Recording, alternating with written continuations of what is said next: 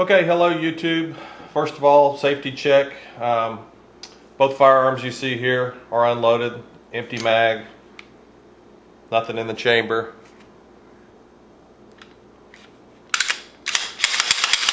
That's the Glock 34.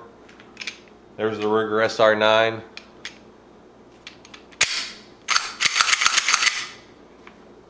So everything is safe, and we're ready to talk about holsters. Today, I've got 3 holsters here.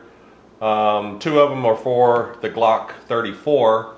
One holster is for the Ruger SR9, and I think we'll just start with that one. This is the Blackhawk Serpa. It comes with the paddle here, so you can either have the paddle or the belt attachment for it. Either way. This holster right here is the one that's a little controversial. If you shoot IDPA or any of the competitive shooting sports, or even just at the range, if they allow you to use a holster, there's a lot of people that are really kind of leery of these because of some accidental discharges. Couple of one in particular that's pretty notorious, that's on YouTube. It was done using this holster. Not really the holster's fault. It's more or less the holster user's fault. But we'll talk about how that works. This is a retention holster. It's a level 2 retention holster. To remove the firearm, first you've got to press this little button right here. The neat little thing about this is there's a groove for your finger to slide right down in it. And this is the way that you would normally unholster the firearm. Firearm sits in there. You just go in with the groove. Your finger comes straight out, and it's pointed on the frame just like it should be. You can present the firearm. You're ready to shoot. The problem that arises from this, and it was a problem on the accidental discharge or the negligent discharge, was that the person was using this holster, but he had been practicing with a different holster and a different gun. And the previous holster had been a thumb retention holster, which you would disengage the hood over the thumb retention holster here, pull it out, and you're good to go. He switched to a 1911, which has a thumb type safety, as does the Ruger here, but the Ruger's got a different safety on the trigger.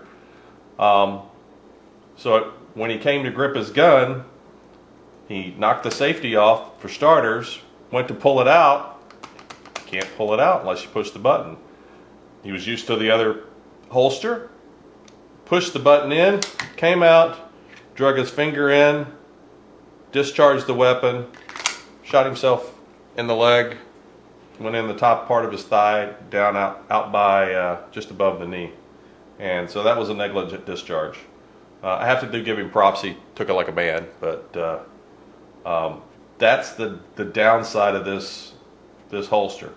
I personally like the holster. If you practice with it, start off practicing with an unloaded weapon, practice drawing out of the holster, and it does a really good job of retention, which is what it's supposed to do. It does a really good job of holding onto your firearm, which it's supposed to do. Used properly, it's very easy to get out, easy to get back in. Now, a couple of the downsides of this particular holster. This is a little rocker switch, and there's been some reviews on YouTube where if you've been shooting, laying in the gravel, whatever, things will get bound up, rocks, debris bound up underneath here, and get this stuck, and then you can't get the holster out. You basically have the gun out of the holster. You basically have to cut it out of the holster. That's, bad thing, but in general, I like the holster. The big advantage to this holster, especially for the SR9, this is one of the only holsters that's readily available. It's the only holster that I've seen in the Houston area. Kydex holster particularly, that was in stock at the normal sporting goods stores that carry holsters. They carry exclusively this. Bass Pro Shop carries a lot of these. Academy carries a lot of this holster. For a Kydex holster, this is pretty much the one you get. But that is the Blackhawk Serpa, and I think we pretty much beat that dead horse. So that was the only one I had for the Ruger, but we'll move on to the Glock 35, and this is the Fobus Elite Conceal holster. It's the GLE2E2. It's a paddle type holster with retention adjustment, and this is how it comes in the box. There's the back of it. That's the paddle device, and so we're going to go ahead and open it up and take a look at it, and look at it for the Glock 34. Like I said, as this is a retention holster, the retention adjustment is right here on this screw. You just tighten it or loosen it. The gun goes in. It's just a matter of like a clamp or a vise type holding the gun. For the 34, it is a long barrel, and with this particular holster, it does stick out pretty good bit down there. So that's kind of, maybe you like that, maybe you don't like that, but that's one downside on this holster. The holster's pretty inexpensive. I think I paid $19.99 for that. I think I got it on sale. It was about $5 off, and it was fit the bill for the day I bought it, while I was waiting on the next holster, my Safariland, to come in. The downsides to this holster is the paddle is pretty flimsy. In a situation where you really were trying to retain your firearm, I think it would be very easy for this to break off, and that's not going to do anybody any good. Now you've got the bad guys with your gun. So that's the downside of this. Another downside of this is there is no adjustment to the cant. It is what you see. And then the third thing is this can't be removed and put a belt type attachment on there. This is all you get for that holster. Getting back to the Blackhawk Serpa again, the one nice thing about this is it is adjustable. You can adjust it to an FBI cant. You can can it forward, you can can it backward, you can get it straight up. So this is adjustable whether you use the paddle or the belt, either one. It's adjustable. Now we come into the Safariland. The Safariland, if you shoot a lot of IDPA, you'll see this holster a lot. And for the Glock, it's a pretty good little holster. This is the way it comes in the box. Don't really know why we need that. Comes with instructions and a tool, and it comes with the belt attachment as opposed to the paddle if you don't want the paddle. The paddle on this is substantially better made and better secured, and I think this is overall a better, it's a thicker Kydex. It's got a smooth lining on the inside of it. Holds the firearm very well. The one thing it does do is it goes all the way down and covers the muzzle, or at least the majority of the barrel, all the barrel. I mean, you still see the muzzle out the end, but it does cover the entire firearm, which is a good thing. This is a retention holster as well. It adjusts with a screw right here. Comes with pretty extensive owner's manual. This is the only one that came with an owner's manual, and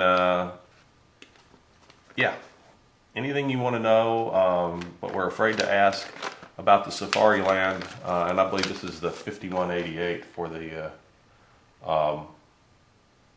Glock. But comes with a little Allen wrench hex tool. It also, you can change by changing these screws out here. You can take the paddle off if you don't want to wear it on a paddle, if you just want to wear it with a belt, which is really the way I prefer to use it. These guys come out, and you can adjust the cant on this as well. It's got 3-place adjustment here, 3-place adjustment there, and then even I believe you can adjust this for your belt size, depending on which way you want to go with it.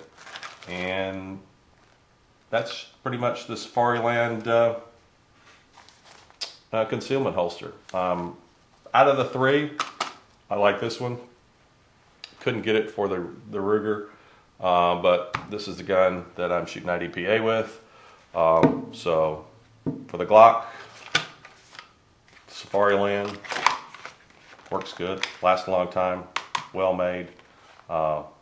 It's a good deal, good buy. I think I paid $30 for this on Amazon, and then plus shipping. So I recommend this one. I do like this for my Ruger. It's a nice compact holster, works really good. As long as you know the drawbacks, as long as you practice with it, as long as you know the good points, the bad points there. Fobus, yeah, anybody want to buy a Fobus, it's for sale. Anyway, thanks for viewing.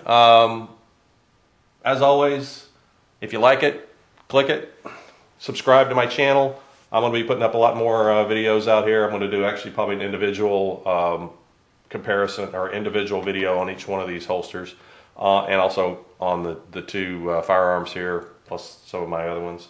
So you can look forward to those. Stand up for your Second Amendment rights, and be safe, and catch you next time. Okay, hello YouTube. First of all, safety check. Both firearms you see here are unloaded, empty mag, nothing in the chamber.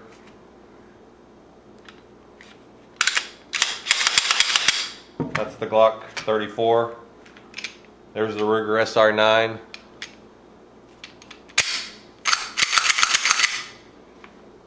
So everything is safe, and we're ready to talk about holsters. Today, I've got 3 holsters here. 2 of them are for the Glock 34. 1 holster is for the Ruger SR9, and I think we'll just start with that one. This is the Blackhawk Serpa. It comes with the paddle here, so you can either have the paddle or the belt attachment for it. Either way. This holster right here is the one that's a little controversial. If you shoot IDPA or any of the competitive shooting sports, or even just at the range, if they allow you to use a holster, there's a lot of people that are